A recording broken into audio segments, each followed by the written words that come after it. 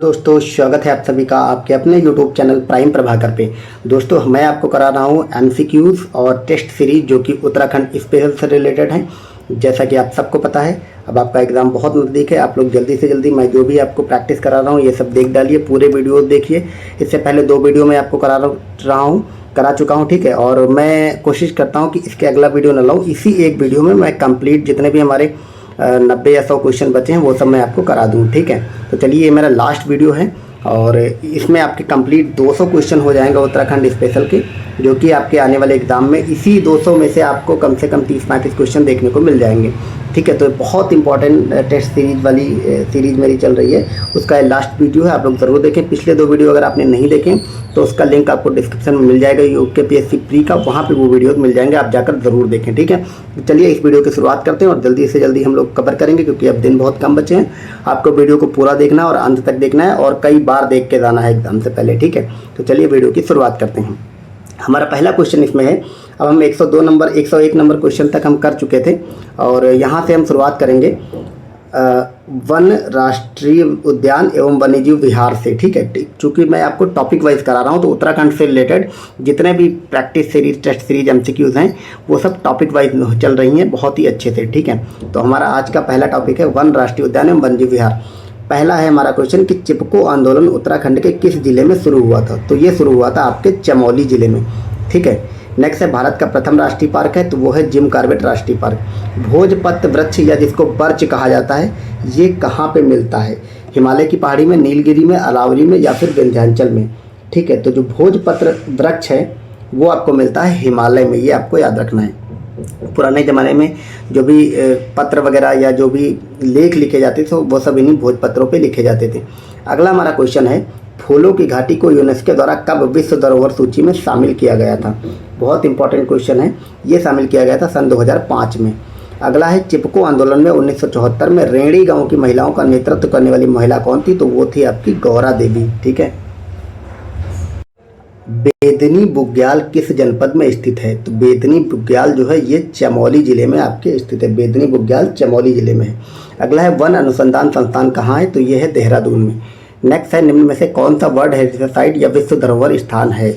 तो आपका ऑप्शन है राजाजी राष्ट्रीय उद्यान, ठीक है, Nanda Devi biosphere reserve, Corbett park या इनमें से कोई नहीं। तो इसमें जो ये है आपका नंदा देवी बायोस्फीयर रिजर्व। कौन सा?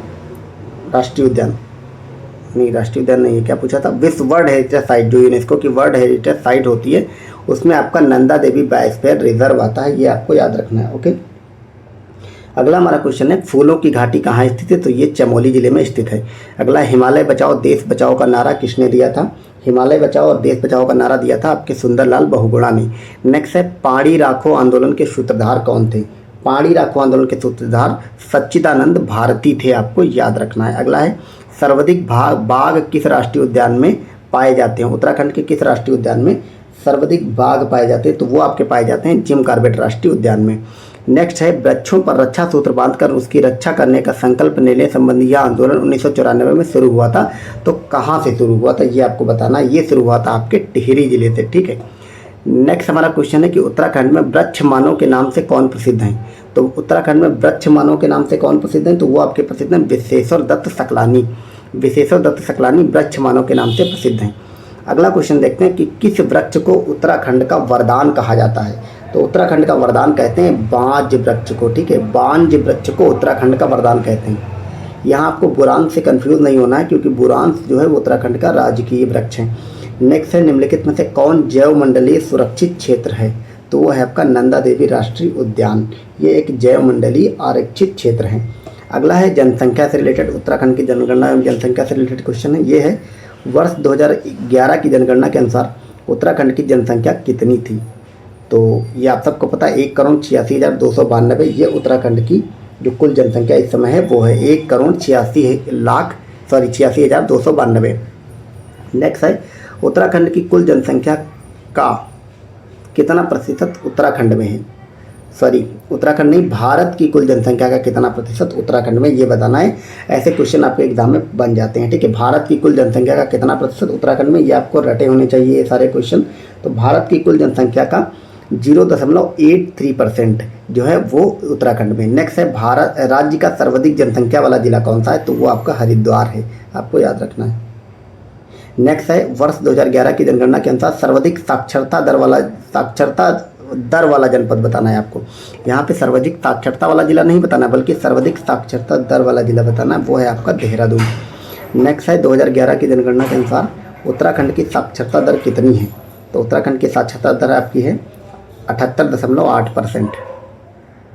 अगला है उत्तराखंड राज्य का जनसंख्या घनत्व कितना है, तो उत्तराखंड का राज्य का जो जनसंख्या घनत्व है वो आपका है 189 व्यक्ति प्रति वर्ग किलोमीटर।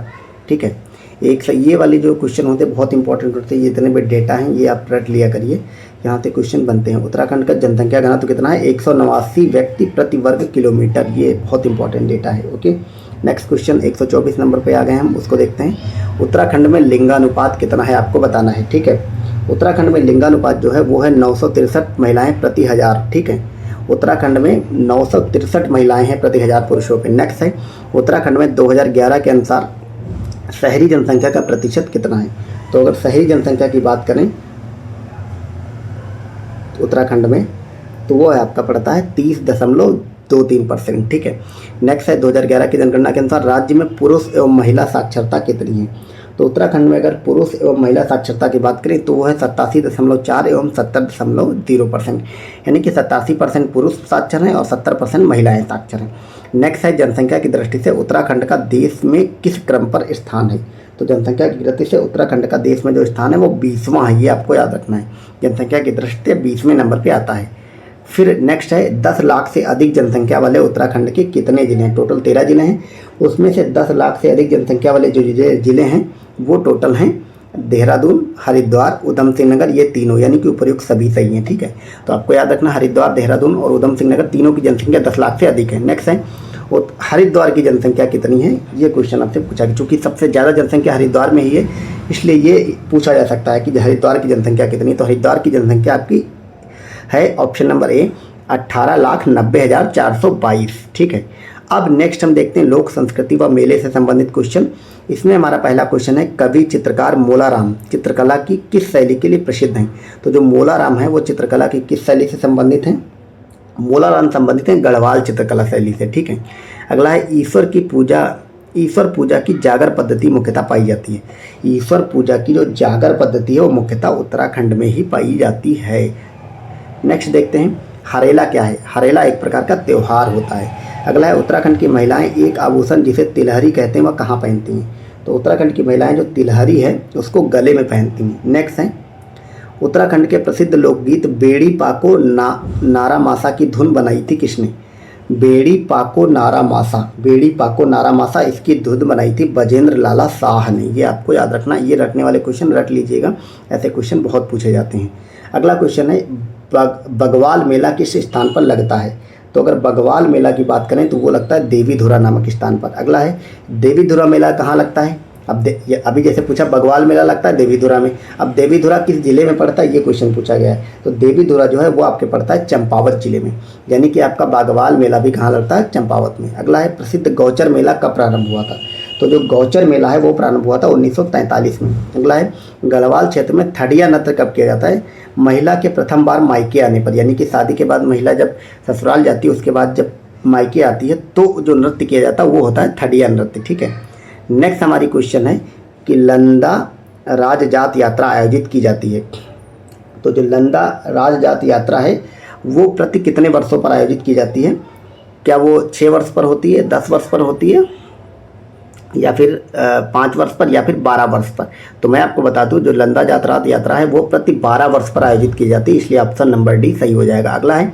कैलाश मानसरोवर यात्रा प्रायः किस दर्रे से होकर जाती, तो वो जाती है लिपुलेख दर्रे से होकर। अगला है चौफुल्ला क्या है, डायरेक्ट ये दे देंगे कि चौफुल्ला क्या होता है, तो जो चौफुल्ला है वो एक प्रकार का नृत्य होता है। फिर है प्रत्येक वर्ष धानों की रोपाई के समय हिज यात्रा उत्सव मनाया जाता है, ये कहाँ पे मनाया जाता है, तो हिज यात्रा उत्सव मनाया जाता है आपके पिथौरागढ़ जिले में। ठीक है, अगला है तगड़ी शरीर के किस अंग का आभूषण है, तो जो तगड़ी है वो कमर का आभूषण है, ये आपका तगड़ी कमर में पहनी जाती है। अब हम आ गए हैं भाषा एवं बोलियों से संबंधित क्वेश्चन पे। ठीक है, इसमें हमारा पहला क्वेश्चन है किस भाषा को गोरखाली भाषा के नाम से जाना जाता है, तो गोरखाली भाषा के नाम से जाना जाता है नेपाली भाषा को। अगला है अस्कोटी बोली मुख्यतः किस क्षेत्र में बोली जाती है?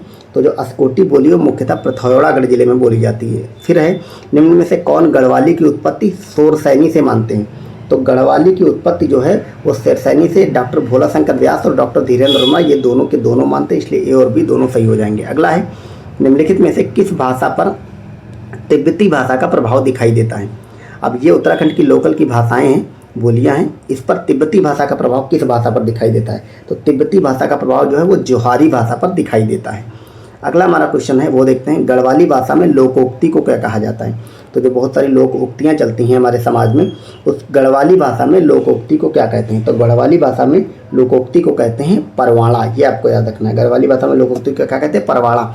अब हम नेक्स्ट देखेंगे अनुसूचित जाति एवं जनजातियों से रिलेटेड क्वेश्चन को, ठीक है। तो अगला क्वेश्चन हमारा है, उत्तराखंड में किस जनजाति किस जनसंख्या सर्वाधिक है? तो उत्तराखंड में सर्वाधिक थारू जनजाति पाई जाती है। अगला है थारू जनजाति के लोग सामान्यतः निवास करते हैं किस जिले में? तो जो थारी जनजाति के लोग हैं वो सामान्यतः उधम सिंह नगर जिले में पाए जाते हैं, ये भी आपको याद रखना है। नेक्स्ट क्वेश्चन है, महासू या महाशिव निम्न में से किस जनजाति के देवता हैं? महासू या महाशिव किस जनजाति के देवता हैं, ये आपको बताना है। तो महाशिव जो है वो जौनसारी जनजाति के देवता हैं, आपको याद रखना है।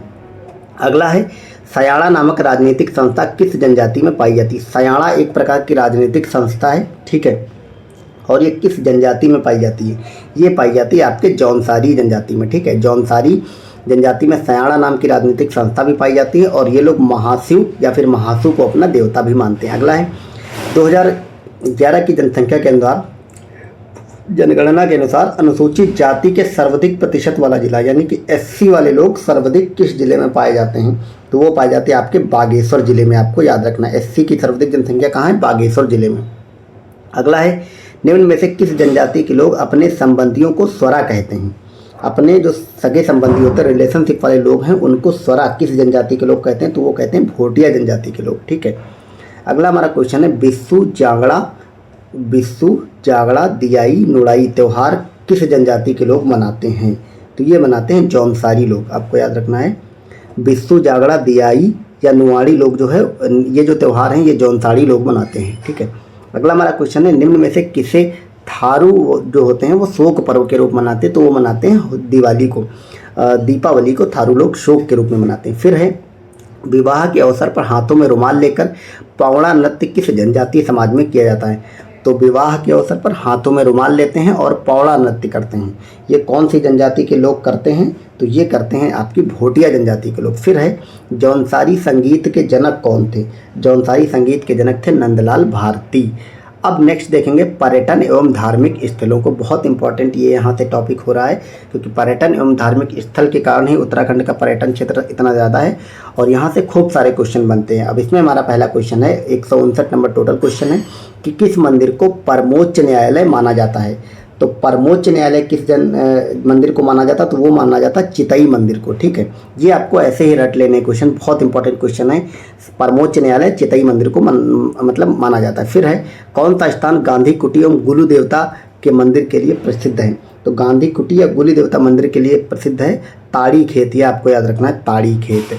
फिर है, बद्रीनाथ धाम उत्तराखंड के किस जनपद में है? तो ये स्थित है आपके चमोली जिले में। फिर है, उत्तराखंड का प्रसिद्ध सूर्य मंदिर कहाँ पर स्थित है? तो उत्तराखंड का जो प्रसिद्ध सूर्य मंदिर है वो स्थित है आपके कटारमल अल्मोड़ा में, आपको याद रखना है। फिर है, शंकराचार्य का ज्योतिर्पीठ कहाँ पर स्थित है? तो शंकराचार्य का जो ज्योतिर्पीठ है वो चमोली में नहीं है, बागेश्वर में भी नहीं है, वो आपके स्थित है जोशीमठ में, ठीक है। जोशीमठ में ही उन्होंने ज्योतिर्मठ स्थापित किया, तो ऑप्शन नंबर सी सही हो जाएगा। अगला हमारा क्वेश्चन है, हरिद्वार में मनसा देवी मंदिर किस पर्वत पर स्थित? तो हरिद्वार में जो मनसा देवी का मंदिर है वो विल्व पर्वत पर है, आपको याद रखना, विल्व पर्वत पर है, ठीक है। फिर है, उत्तराखंड के किस जनपद में केदारनाथ मंदिर स्थित है? तो केदारनाथ जो है वो रुद्रप्रयाग जिले में स्थित है, आपको याद रखना। फिर है, कुमायूं का सबसे बड़ा ग्लेशियर कौन सा है? उत्तराखंड का सबसे बड़ा ग्लेशियर नहीं है, बल्कि इन्होंने पूछा है कुमायूं का सबसे बड़ा ग्लेशियर कौन सा है, ठीक है। तो अगर कुमायूं के सबसे बड़े ग्लेशियर की बात करें तो वो है मिलम ग्लेशियर, ठीक है। मिलम ग्लेशियर जो कि पिथौरागढ़ में पड़ता है, ये कुमायूं का सबसे बड़ा ग्लेशियर है। फिर है, उत्तराखंड के किस हिल स्टेशन को पहाड़ों की रानी कहा जाता है? तो पहाड़ों की रानी आप सबको पता, बहुत ही सिंपल क्वेश्चन है, ये कहा जाता है मसूरी को। फिर है महात्मा गांधी ने राज्य के किस स्थान को भारत का स्विट्जरलैंड कहा था, तो वो उन्होंने कहा था कौसानी को। कौसानी पड़ता है आपके बागेश्वर जिले में, ठीक है। फिर नेक्स्ट हमारा क्वेश्चन है कैलाश मानसरोवर यात्रा का दुर्गम पड़ाव कहाँ स्थित है, तो वो स्थित है पिथौरागढ़ जिले में। अगला है नीलकंठ महादेव का प्रसिद्ध मंदिर किस जनपद में पड़ता है, तो नीलकंठ महादेव का प्रसिद्ध मंदिर जो है वो पौड़ी जनपद में पड़ता है, ठीक है। नीलकंठ महादेव का मंदिर पौड़ी जनपद में पड़ता है, आपको याद रखना, बहुत इंपॉर्टेंट क्वेश्चन है। अगले क्वेश्चन की तरफ बढ़ते हैं। नेक्स्ट क्वेश्चन है कि रुड़की स्थित पिरान कलियर शरीफ में किस पीर की मजार है, ख्वाजा मीर की नहीं है, पीर अहमद मीर की भी नहीं है, ठीक है। अब अगला ऑप्शन देखते हैं कि अलाउद्दीन मीर अहमद या फिर अली अहमद साबिर, तो ये जो स्थित है ये है अली अहमद साबिर की मजार। फिर है लक्ष्मण झूला पुल, ये ऋषिकेश में पड़ता है, इसका निर्माण कब हुआ था, तो लक्ष्मण झूला पुल जो ऋषिकेश में होता है इसका निर्माण हुआ था 1939 ईस्वी में, यानी कि आज़ादी से पहले ही बन गया था। अगला हरिद्वार में स्थित सिद्धपीठ मंदिर माया देवी का मंदिर जो है उसका संबंध किससे है, तो उसका संबंध है दक्ष पुत्री सती से, जो माता सती थी उनसे संबंधित है ये सिद्धपीठ का मंदिर, जो कि माया देवी का मंदिर कहाँ स्थित है, हरिद्वार में। अब हम प्रमुख व्यक्तित्व पे आ गए हैं, इससे रिलेटेड क्वेश्चन देखते हैं। हमारा पहला क्वेश्चन है गढ़ केसरी के नाम से प्रसिद्ध स्वतंत्रता सेनानी कौन थे, तो गढ़ केसरी की अगर बात करें तो वो थे हमारे अनुसुईया प्रसाद बहुगुणा। अनुसुईया प्रसाद बहुगुणा को गढ़ केसरी के नाम से जाना जाता है। अगला हमारा क्वेश्चन है गढ़वाल के इतिहास में नाक काटने वाली रानी के नाम से विख्यात हैं रानी कर्णावती, इनको नक्कटी रानी भी कहा जाता है, ये दुश्मनों की नाक काट लेती थी। अगला है गढ़वाल पेंटिंग्स पुस्तक के लेखक कौन है, तो अगर गढ़वाल पेंटिंग पुस्तक की बात करें तो इसके लेखक हैं मुकुंदी लाल, ठीक है। गढ़वाल पेंटिंग्स के लेखक कौन है, मुकुंदी लाल। फिर है उत्तराखंड का गांधी किसे कहा जाता है, तो वो कहा जाता है इंद्रमणि बडौनी को। इंद्रमणि बडौनी को उत्तराखंड का गांधी कहा जाता है। नेक्स्ट देखते हैं भारत रत्न पाने वाले उत्तराखंड के एकमात्र व्यक्ति कौन है, तो वो हैं गोविंद बल्लभ पंत। ये उत्तर प्रदेश के प्रथम मुख्यमंत्री भी थे और उस समय उत्तराखंड उत्तर प्रदेश में ही शामिल था, ठीक है। अगला क्वेश्चन है प्रकृति के सुकुमार कवि सुमित्रानंदन पंत को निम्न में से किस रचना के लिए 1968 में ज्ञानपीठ पुरस्कार मिला था, तो मिला था उनको चिदम्बरा रचना के लिए, ठीक है। सुमित्रानंदन पंत को ज्ञानपीठ पुरस्कार जो मिला था वो चिदम्बरा की रचना के लिए मिला था। फिर है चिपको आंदोलन का नेतृत्व किसने किया था, तो वो किया था गौरा देवी ने, ठीक है। अब उत्तराखंड के सैन्य परंपरा एवं खेल कूद से रिलेटेड क्वेश्चन को देखते हैं। इसमें पहला क्वेश्चन है कि कुमायूं रेजिमेंट का गठन कब किया गया था, तो कुमायूं रेजिमेंट के गठन की बात करें तो वो किया गया था 1945 में, यानी कि कुमायूं रेजिमेंट भी आज़ादी से पहले ही गठित हो गई थी। फिर क्वेश्चन है गढ़वाल रेजिमेंट का मुख्यालय 1987 से कहाँ है, तो वो लैंसडाउन में है, आपको याद रखना है। फिर है निम्न में से किसको परमवीर चक्र मिला है, तो परमवीर चक्र जो है वो मेजर सोमनाथ शर्मा और मेजर शैतान सिंह दोनों को मिल चुका है, तो ऑप्शन नंबर सी सही हो जाएगा। अगला क्वेश्चन देखते हैं देहरादून में भारतीय सैन्य अकादमी की स्थापना कब हुई थी, तो देहरादून में भारतीय सैन्य अकादमी स्थापित हुई थी 1932 में। वीर चंद्र सिंह गढ़वाली किस रेजिमेंट में थे, तो वीर चंद्र सिंह गढ़वाली जो हैं वो गढ़वाल रेजिमेंट में थे, गढ़वाली से गढ़वाल। अगला है सर्वप्रथम विक्टोरिया क्रॉस विजेता सैनिक कौन थे, तो सर्वप्रथम विक्टोरिया क्रॉस विजेता जो सैनिक थे वो थे दरबान सिंह नेगी। अगला देखते हैं नेहरू पर्वतारोहण संस्थान कहाँ स्थित है, तो नेहरू पर्वतारोहण जो संस्थान है वो स्थित है आपके उत्तरकाशी जिले में। फिर है औली में शीतकालीन हिम क्रीड़ा स्थल एवं रज्जू मार्ग की शुरुआत की गई थी, ये 1983 ईस्वी में की गई थी। फिर है एवरेस्ट पर चढ़ने वाली प्रथम भारतीय नारी कौन है, वो है आपकी बछेंद्री पाल। जसपाल राणा का संबंध किस खेल से है, तो वो है आपके निशानेबाजी खेल से। तो कुल इसमें 190 ही क्वेश्चन थे कंप्लीट, ठीक है। और हमने आपको कंप्लीट टेस्ट सीरीज करा दी है उत्तराखंड स्पेशल की, सारे इंपॉर्टेंट टोटल आप देख पा रहे हैं यहाँ पे 19 नंबर पे ये लास्ट चैप्टर था, यानी कि हमने कुल चैप्टर वाइज 19 चैप्टर को कंप्लीट किया उत्तराखंड स्पेशल से रिलेटेड एमसीक्यू के माध्यम से, यानी कि ये पूरा पैकेज है 190 क्वेश्चन का, जिसके तहत मैंने आपको कंप्लीट उत्तराखंड स्पेशल करा दिया। अगर आपने इससे पहले के 2 वीडियोस नहीं देखे वो भी देख लें, वो मैंने 10-12 मिनट के वीडियो बनाए, इसमें मैंने कुल आपको लगभग 90 क्वेश्चन कराए, तो थोड़ा सा लंबा हो गया, लेकिन वो 3 वीडियो भी मिला के आपके टोटल 35 मिनट का वीडियो होंगे, तीनों मिला के 35-40 मिनट के, उन तीनों को देख लें और उत्तराखंड स्पेशल के मतलब 80% क्वेश्चन यहीं से कवर हो जाएंगे, ठीक है। आप लोग बार बार इन वीडियोस को ज़रूर देखें, और अगर ये वीडियो आपको यूज़फुल लगे हो, चैनल को आपने सब्सक्राइब नहीं किया तो वो भी कर लें, और अपने कमेंट सेक्शन में आप अपना फीडबैक भी दे सकते हैं, ठीक है। तो और बाकी उत्तराखंड स्पेशल से रिलेटेड जो वीडियोज़ हैं उनको आप जा करके लिंक आपको डिस्क्रिप्शन में मिलेगा प्लेलिस्ट का, यूके पीएससी प्री के नाम से प्लेलिस्ट है, उसको खोलना, सारे वीडियोस यूके स्पेशल से रिलेटेड उसमें मिल जाएंगे। छोटे छोटे वीडियोस हैं लेकिन बहुत इंपॉर्टेंट हैं, आप उनको जाकर ज़रूर देखें। और ये वाले तो जो मैंने टेस्ट सीरीज कराई है ज़रूर देखें उत्तराखंड स्पेशल की। ठीक है, चलिए मिलते हैं नेक्स्ट वीडियो में, and thank you so much for watching and all the best for your exams.